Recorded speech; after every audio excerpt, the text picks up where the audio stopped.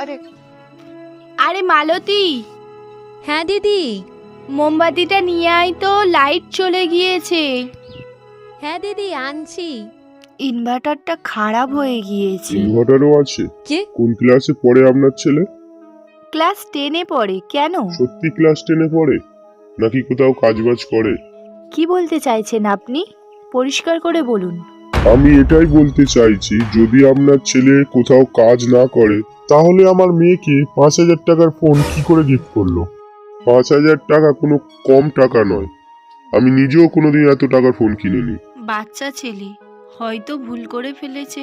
যে জিনিসটা তার বাবা তাকে কিনে দিতে পারছে না, সেটা আপনার ছেলে বার্থডেতে গিফট করছে। তো রেগে যাচ্ছেন কেন? বরাবরই করুন না। মুখের ওপর কথাও বলে। আপনি জানেন প্রবলেমটা কি?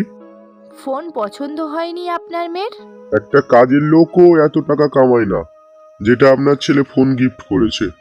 নয় কোথাও থেকে চুরি করেছে, নয় কোনো ভুল কাজ করেছে। কোনো ভুল করিনি আমি। কি?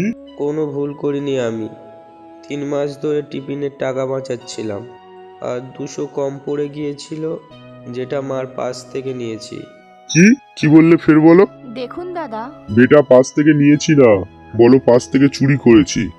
নিজের ঘরেই চুরি করো, লজ্জা করে না? তোমার বাবা এটাই শিখিয়েছে তোমাদের? বাবা মারা বাবু ঘরে যাও। এবার যা হবে সামনাসামনি, দুজনেরই নিজেদের ভুলটা বোঝা দরকার আছে।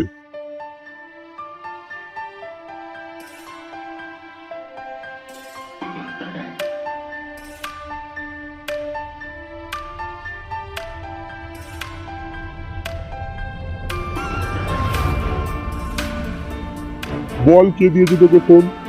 কোথায় থেকে পেয়েছিস? বল, নাম বল তার। I am sorry.